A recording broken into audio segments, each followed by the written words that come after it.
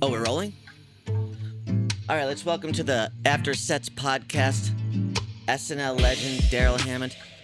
What's up, dude? When people say SNL Legend, is it a compliment, or is at this point are you tired of hearing that? I'm not tired of hearing it, but I don't actually understand what it means. Like, how does someone decide that you're a legend? You know, The people decide. what do they see in me that's legendary? I don't know. To me, I seem like the same old putz. You know, Is that how a comedian always feels? maybe. Where, yeah, you go. Are you still swearing at yourself at home when you're alone? Oh yeah, Yeah. I call myself cocksucker and The worst things.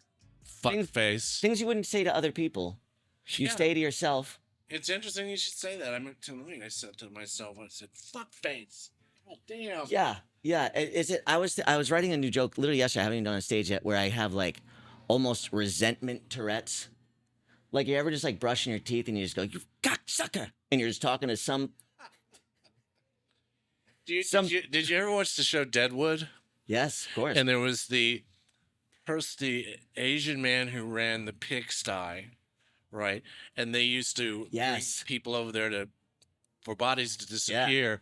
And when they would throw a bottle in there, he'd walk and look over the side and he'd go, "Kataka! Kataka!" Totally. Did you watch the movie? I saw the movie. Did. Okay. Yeah, I was done with it. Once the show was done, I go, I'm cool with the movie. We're good. Yeah, and Timothy Olyphant was like 30 years old or two. Yeah, totally. He was brilliant in that. And who was the guy? Who was the kind of the villain of the show with the mustache? He was also in Game of Thrones. You know what I'm talking about? Everyone knows the fucking guy, and now you're stumping me. Did I just throw it on you? Ian McShane. Ian McShane. Absolutely fucking out of this world. Brilliant. Just looks like he's been through something. Yeah, and that's like he every show performance he gives is super good. It really is. But I guess that's the role of a lifetime for him. You know, Yeah. that was just incredible. Yeah, absolutely. It's the role of a lifetime, I guess. What do you think was the role of your lifetime? What is the thing? I don't really know. You know, I'm getting ready to do 2 plays in the fall. One is based on my book, and it's being done by Amazon Audible at the Minetta Lane Theater in Greenwich Village. And I would say that would be the role of a lifetime because I'm playing 63 parts. Awesome. Oh, really? Yeah, 63. It's just like my whole book condensed, you know. Yeah. And when does that start? Well, we have our rehearsal in September, and it will be either October or November. Awesome. And what? So you wrote the book. How many years ago did you write the book? And how long has it been in production? I wrote the book about 7 or 8 years ago, and this has been in production for a really long time. It started out in La Jolla Playhouse about 7 years ago. Oh, that's right. We did I 42 remember that. performances, and it was called the Darrell Hammond Project at the time. And then they tried to move it into Broadway. And when you move Yes. into Broadway, you might as well be, you know, encountering Afghan warlords. You know, Right. that place is listen, it's not easy to get in there. The gangsterism. And so, are we calling out names? What's a gangster situation without using someone's name that would happen on Broadway? Like, because you know, it's everything. Something like, you know, that's mass deception, like a guy, you know, does the show in, you know, Louisville for 6 months and develops the part Right. and takes it to Broadway, and on opening night he gets fired, and a movie star steps in. Right. That's gangstery to me. Yeah, absolutely. And has that happened to you? I've been replaced by a movie star. Hell yeah. Which one? Alec Baldwin. Oh, really? And are you friends with him? I'm always friendly with him. Yeah. What's he like? I don't know him that well. It was only like a working relationship, Right. but I was always friendly with Because him. he's got a little Ian McShane in him. You know what I'm saying? There's something that's happened. You wear it on your face. Well, there's some ferocity in the guy. 100%. And I mean, he hung out with my daughter one day, but just him and her. Alec Baldwin? Yeah. When was Just She breaking went. news? She went to an event with him. Yeah, she was like 4 or 5 years old. Wow. And So- he just brought her to an event. Took her to some event and brought her back. I mean, it was during a rehearsal day, Wow. and she was happy as she could be. So 63 characters. Can you give me 3 that stand out that you're doing? Uh, Probably, if I still do it, when I did it at La Jolla, I did a really nice, I thought, tribute to Martin Luther King. So I don't know if that's still going to be, politically correct or people going to get mad. Blackface. You gonna do blackface? Oh, fuck no. I'm kidding. Fuck no. I wouldn't. Then that would be an insult. I mean, like, listen, when I did him on SNL, we had someone in the band that I was close to and that was friends with the Jackson family, when Jesse Jackson. And I swear to God, they said he liked it. They said he thought it was funny. It was. And that he wasn't insulted by it because I had it was clear I'd studied the hell out of this guy for years. Yeah. And he was looking at this portrait that was funny. But honestly, if we knew that if he took exception to it, Right. we'd stop. Also, this was like pre-internet. I didn't even know what blackface was until like 5 years ago. I was like, I didn't know that was a thing. Did you know that was a thing at the time?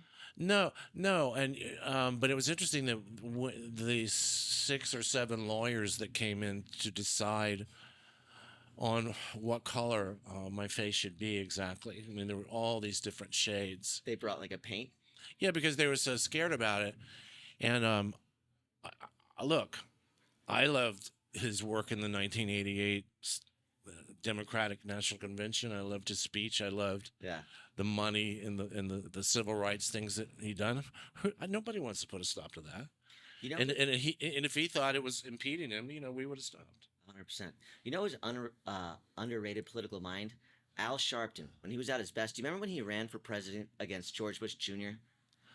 He was on Bill Maher all the time, and I thought he was killing it. He's incredibly smart. Yeah. Yeah, I told you. I served him one day at Burbank, McCormick and Schmitz, and I went up to him and I go, I'm a huge fan. And he just looked at me like, get away from me. And I go, okay, I'm going to keep moving. I had done him on the Today Show doing his blueberry pie speech, and I ran into him after that. In fact, he'd had me on his show. He never mentioned it. That's funny. The only impressions I can do are David Blaine, Cat Williams, and Al Sharpton. Let's hear him. I don't know if I could whip it out. I mean, it's been years because I did it at the Hollywood Improv, and the only person laughing was a black dude in the audience. How about this? Can I practice it at home, and the next time you're on this podcast, we go Sharpton for Sharpton? Because I want to. Well, the next time, you have me here at Bourbon, which I love, by the way. If you've not been to Bourbon Room, you're really missing it. Yeah. Really missing it. Oh, yeah, we're at the Bourbon Room right now. Bourbon Room on Hollywood Boulevard. It's our new show. It's called Whiskey Business. Darrell does it all the time. Mark so brilliantly produces and puts together. Thank you. So next time on it, I will honestly brush up, and we'll go Sharpton for Sharpton. What about Cat Williams? You want to brush that one up too? Want to brush that one up. They all need a little brush up. Not all of us are a Darrell Hammond and can just whip out any impression at any time. Do you have to warm up for them? Do you practice them at home still? Yeah, I was doing. Because you want to get it. Huh? You want to get it right. Yeah, the other day, someone was reminding me of the first joke I ever wrote, which was Rodney Dangerfield in Spanish, right? Been a long time since I did Rodney, so I had to brush up on it, man. Right. Can you give it to us now? I hope if this sucks, you have to cut it out. It's been years. Okay. Time magazine calls him one of the funniest men alive. He's Rodney Dangerfield, and now he's in Spanish. KTEL Records presents Rodney Dangerfield in español. Te ser simpático conmigo, porque mi novia es tan gorda que durante le hicimos el amor. Yo tengo pedial y direcciones. All right. It's muy bueno. Oh yeah, did I get it? You nailed it. Yeah. So, introduction. This is one of my best friends in the world. I've known her since I was 14 years old. She was 13 years old. This is Gina Gallucci from my hometown. She has a question for you. Could she hit you with a question? Yeah. A question from the hometown? Yeah. Hi, Darrell. Hello. You played baseball in high school and community college. Yeah. And were friends with someone who went on to the major leagues as a player and a coach. Did you As a ever have a chance manager, as a and probably tied with a few other people in the history of baseball for most World Series wins, Bruce Bochy. Were there ever dreams in your life of becoming an MLB player? Every second that I was alive, Yeah. from the time I was about 7 or 8 years old, I never stopped thinking about it. You know, and that's one of these things where people go, well, if you visualize it, it will happen. I can see that a lot. But in baseball, they have this pitch. It's called the slider. It looks like a fastball. It's just as fast as a fastball, and it dips. And when it goes, it's like that. And I'd heard tell of a slider. Of course, you know, when I was playing in junior college with Bochy, we were at Seminole Junior College in Sanford, Florida, in a cow patch. Out on a fucking cow patch. Field of And this dreams. cat from Seminole College threw a slider. And I remembered it as clear as day, as if it happened a second ago. I remember saying, if he threw that to me 1,000,000 times, I couldn't hit it. And then I thought, and we're in a cow patch. I mean, we're a long fucking way from Fenway Park. That's what I thought. I was like, it's over. Yeah, no one's even watching. I don't give a fuck. You know. What position did you play? Well, by then I was playing outfield, but you know, I used to play shortstop. I played first base a lot. I mean, if you know, I forget that, was it Bob Costas? I don't want to quote him, but I talked to him about this problem, you know, and he said, "Yeah, you and 1,000,000." I can't do it, but I could, but I'd have to practice. He's like, "You and 1,000,000 other guys." I go, "There's no training for that." No. And he said something like, if a cat, you play feather with a cat, and the cat's like, you're trying to trick the cat, hey, motherfucker, you know, hey. As soon as the cat figures out what the game is, it will win every time. It will beat you to where you're going. It will know what you're doing before you do it. And it's like, if you don't have that kind of reflexes, you can't manifest in the big leagues, in the major leagues. You got to be as fast as a cat. Slider did you in? Huh? The slider did you in? Me and 1,000,000 other guys. Yeah. I mean, I sat behind home plate at Yankee Stadium the first time I had Lorne Michaels tickets. And so right behind home plate, and I get to see Mariano Rivera pitch for the first time. And we've all heard about the cutter. You know, when his cutter is working, it's unhittable. And all the players and every single person that went to the plate had been watching this cutter on TV since they were 5 years old. And they still can't hit it, Yeah. right? I know sometimes the cutter doesn't work as well as he wants it to. I mean, the guy's the greatest, I guess, reliever in history. But there was a time he threw a pitch. I could not swear to you that there weren't two baseballs. Okay? You want to know what it's like to play in the major leagues? It's like that shit. You know? It's like some guy like Arnaldus Chaplin can throw like 150 miles an hour. And when he's on, another unhittable guy. Just think about that for a second. A big guy like that has about a 6 to 9 foot stride. So he's really throwing the ball 100 miles an hour from 53 feet. And it's moving.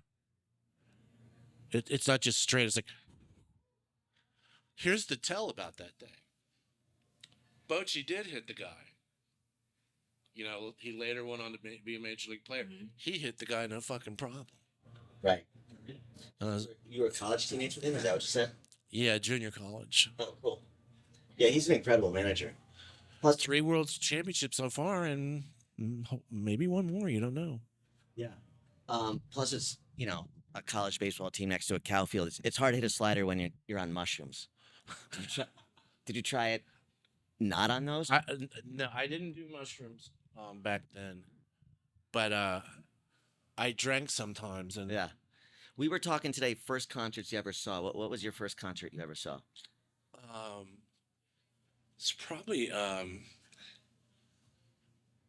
Rolling Stone Steel Wheel Tour of Tampa first, and then the next week in Jacksonville. And I hate to say it, but it changed my life. That's a good time. Tampa, No, Rolling it Stones. changed my life because, fuck, who knows?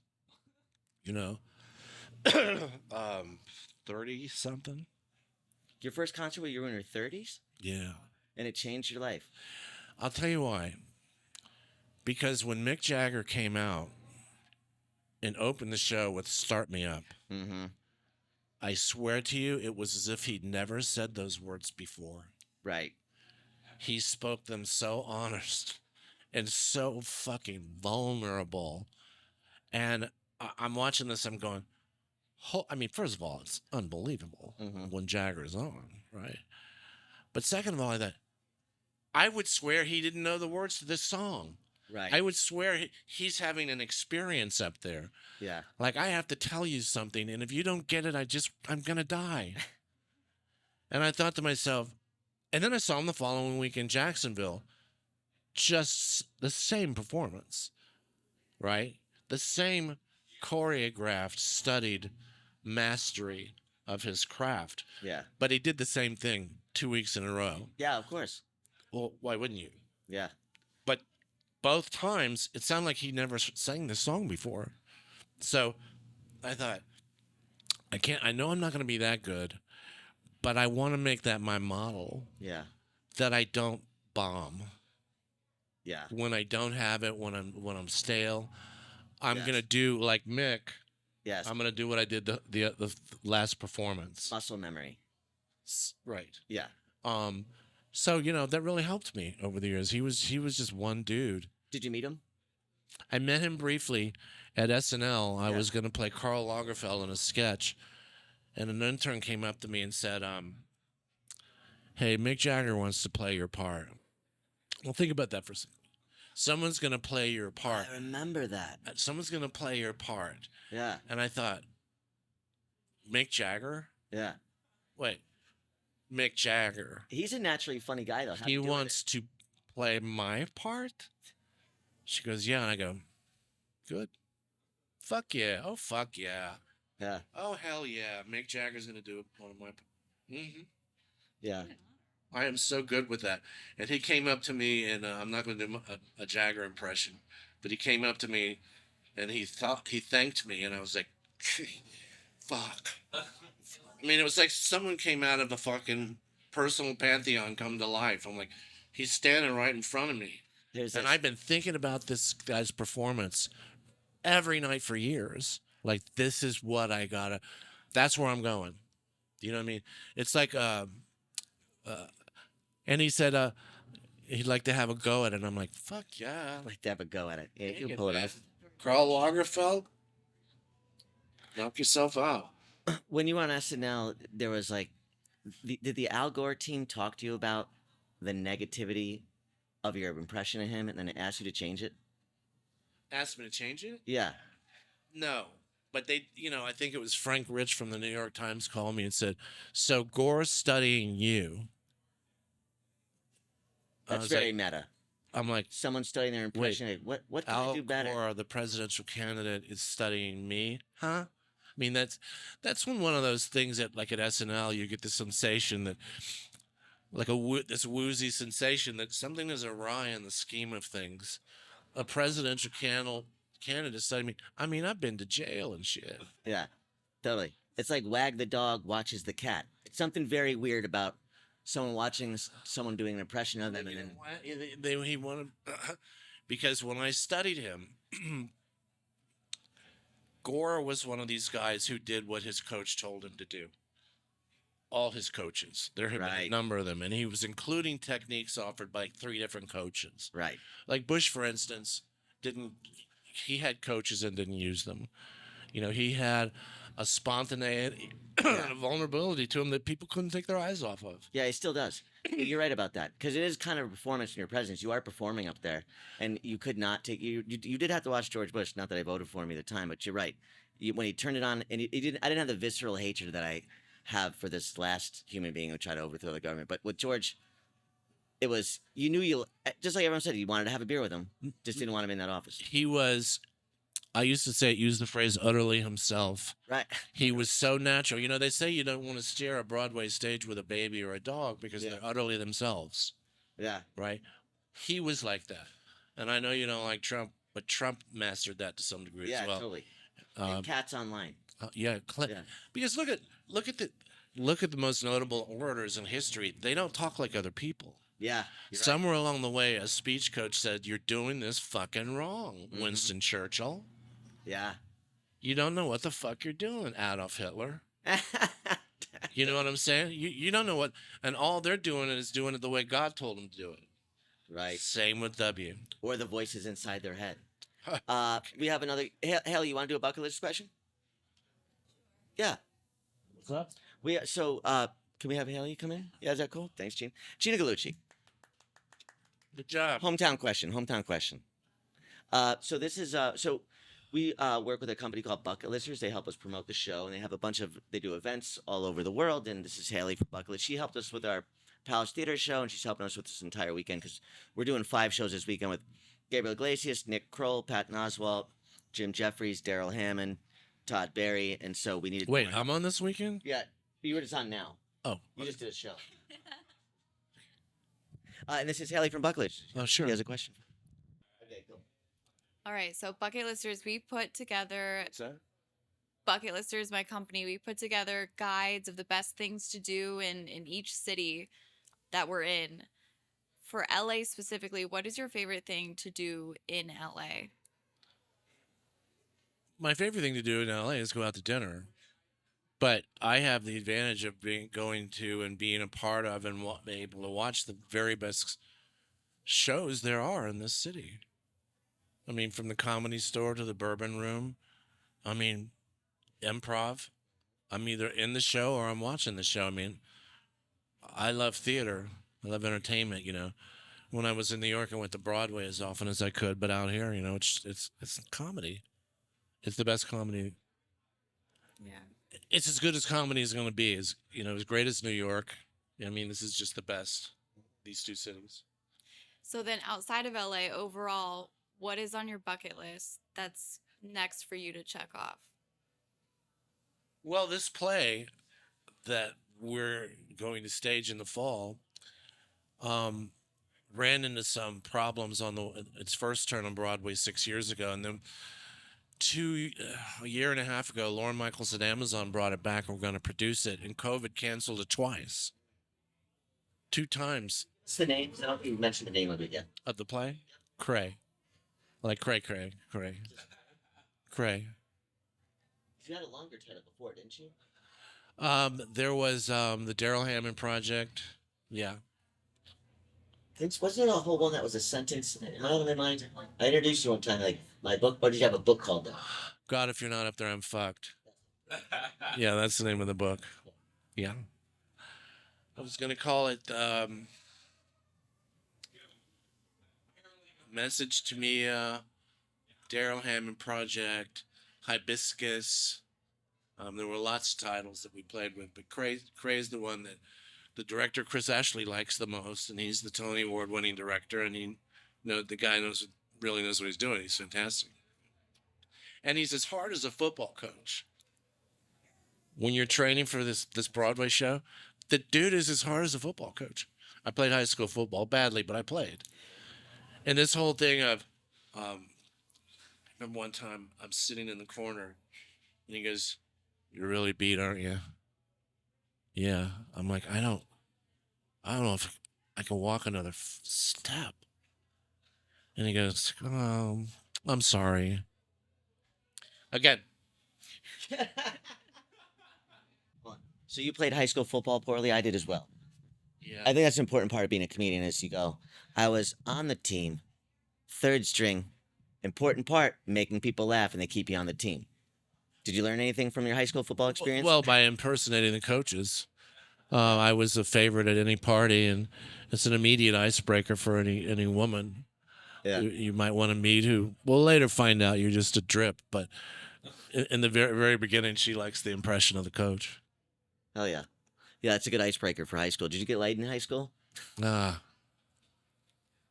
think something happened when I was 14. Okay. Shit. And it was, we were Fellowship of Christian Athletes. We were in church twice a week. My family, me.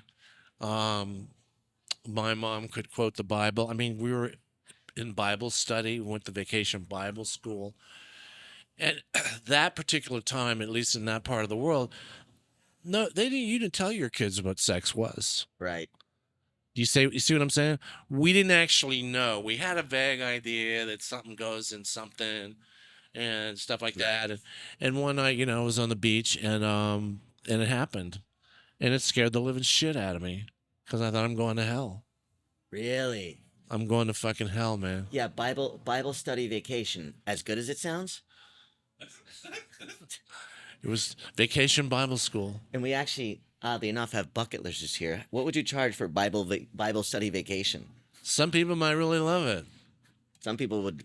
Anyway, I want to do that play, and there's another play that I got cast in recently about Everett Dirksen, the first white senator to come out in favor of civil rights. So it's 2 plays. But whatever, man. And who is that? Everett Dirksen. And where was he the senator? Congress. Capitol Hill. Got it. You don't know what state, though? Illinois. Okay. And what year was this? I should know this as a history major. They should take my degree. It was like in the 60s when the civil rights movement, when Dr. King Birmingham had happened, and the 3 little girls were killed. I mean, in the very beginning,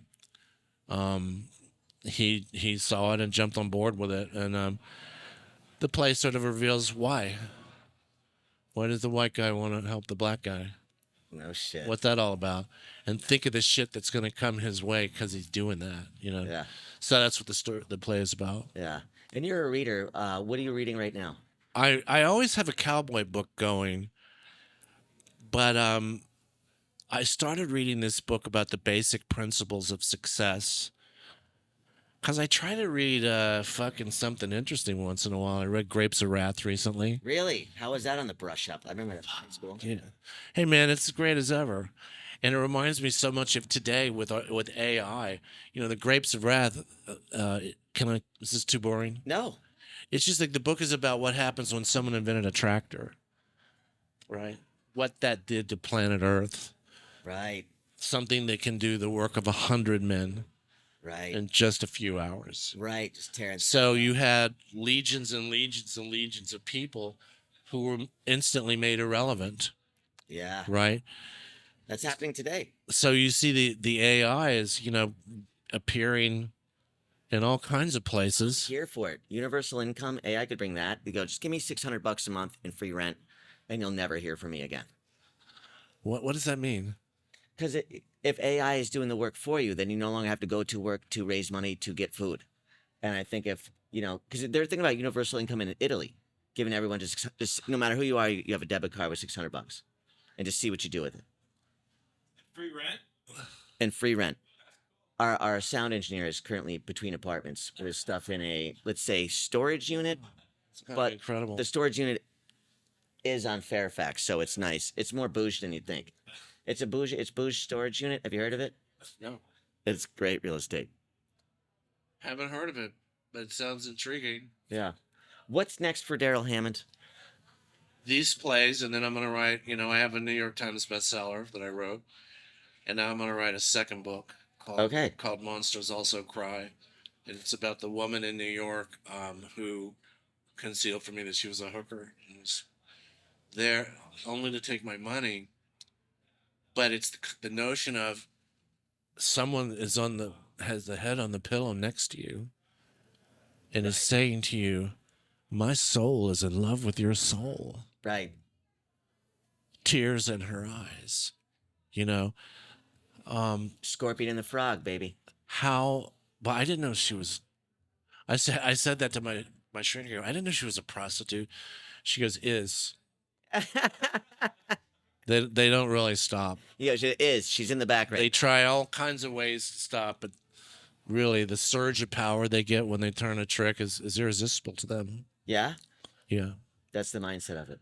Well, everyone wants to quit drinking Jack Daniels and tequila, and Yeah. there's programs for that, but there's not programs for people who want to stop this. But to me, a really famous friend of mine said, she said I could quote her in the book, and I don't know if I will.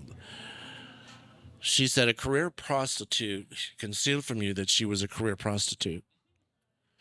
And during the height of COVID-19, had sex with other men, and afterwards came over to your house and kissed you on the lips Right. and said stuff like, my soul's in love with your soul. Did all of that absolutely happen? I went, yeah. Yes, it's true. And she goes, and didn't she have a client in your building? I was like, she did. She goes, Jesus, Darrell, that's just the shit we know about. Right. Right. That's just the shit we know about. The iceberg that took down the Titanic. Yeah, it really is, because when I lived in New Orleans for a long time, there's a lot of prostitution. I'm friends with them. So you felt like you had a sixth sense. A seventh You'd sense. think I would, but this was a pro. Right. This was like the guy in, Not one red flag. Thinking back, nothing. no mistakes. No flawless mistakes. Just, I love you.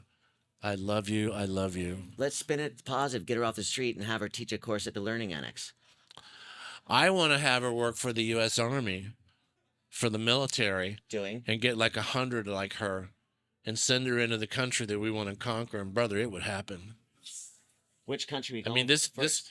a person this brilliant who can spend just a little time with you and figure out exactly what your wiring is up here, especially your sexual wiring. Right. Right. Like that peculiar little thing that constitutes your freak flag.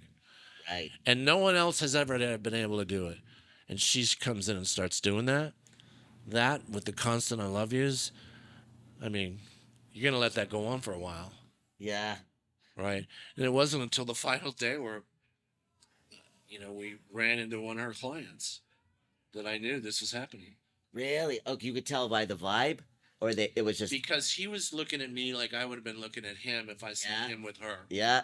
And, my mind tried to hide from it. No, you can't. Once it's on, it's on. Your soul. My mind is telling my soul, we're not doing that. No. But your soul knows. Yeah, 100%. And it cuts you like a dagger, and then you can never ignore it again. It just eats and having her cover story blown, How long did this take? 8 months. 8 months. That's almost a baby. It's almost a full pregnancy. You have no idea. Yeah. What's the longest you ever dated someone? Oh.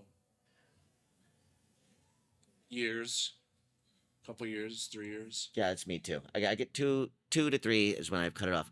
All right. I mean, I look back on my life and I had 4, how do I say this? There were 4 or 5 fabulous women. Yeah. That I was lucky enough to be involved with. Yeah, I think I have 3. I got some. All right. I mean, 3, 4, I mean, not many. Yeah, well, I'm hoping more. And I'm sure men, it's the same with, maybe it's the same with men, but. It's been 17 years, though. Since what? My last 3rd date. Did it break your heart? I wouldn't say that. I would just say once I was over it, I go, I'm not risking that again. But also, become workaholics, traveling all the time, distraction. It went by very quickly. I didn't feel lonely. Yeah. I mean, being on the road, when I was drinking was a fun thing. Yeah, you blink and 18 months goes by. Yeah, it was Well, I the don't. most fun place you drank on the road. I don't like drinking anymore. No, it's really fucking bad. Of course. Yeah, right now I'm currently on day 33, I think. Congratulations. Thank you. What most fun place you ever drank? Fun place I ever drank? Most fun place you ever drank? Oh my God, the French Quarter. Yeah? Just Are you the fucking debauchery of kidding? it? They have elevated the level of pleasure Right. to an art and a science. I mean, that's their trade. Yeah. It's an adult playground. So my first day, I was staying on the outskirts of the quarter, and I look up and I see two topless women walking towards me, completely topless, with murals, really clever, beautiful murals all over their top, right? Like one had a tiger in the jungle, and another was just like, lilies, but they were murals. And behind them were these Japanese soldiers with their swords above their head, screaming "Banzai." Next, coming across the street was a guy that looked almost like the Cat in the Hat, Right. right? I'm like, this is the greatest place I've ever been. For real. I've never seen anything this good. And then you go in the quarter and, everyone's dancing, I never liked the Mardi Gras topless for beads thing. To me, it's There's strange. fights. It's not Christian. I know that. It's not Christian, but it isn't. I don't believe it's immoral at all. What happens is guys go down there, they got their wives, they got their girls with them, and they start drinking these hurricanes, which are 180 proof. Right. You don't know that when you have, man, that is really one delicious drink. Hmm. And brother, you are blind. Have you been to the Pirate Bar in New Orleans? Like the oldest bar in New Orleans? It's that Fuck tiny yeah. pirate. Pirate's Alley. Yeah. My hangout. Yeah. Oh, really? Yeah, me too. In a dark corner to be able to drink alone. Because the thing, once you're kind of in deep into the drinking game, you go, where can I never be spotted? And that is a perfect bar. I To like, not be I like to spotted. drink in Pirate's Alley, and if you go in there's late at night and the people start coming home from parties and the women Yes. are wearing masks and Yes. the men are wearing masks and the freaky, the And you can burlesque. observe it from the corner because they have you can like tuck yourself into like a closet near a thing. And it's, yeah. Yeah, and then when I got so pie-eyed I couldn't continue, I would go to a bar called No, at that point you got to go home. And I go to a bar called Deja Vu. It's And a strip club. well, it's a strip club, but this bar was called Deja Vu as well. Everything was, and it was red. It was a red room, right? Yeah. And I'd go in there about 5 or 6 in the morning, just as the Bourbon Street dancers and prostitutes are getting off from their shifts. So they would be in there, Wow. and cops would be in there checking their ID. Wow. Yeah, you have all these prostitutes and dancers, with cops checking IDs all the time, make sure there's nobody underage. Yeah.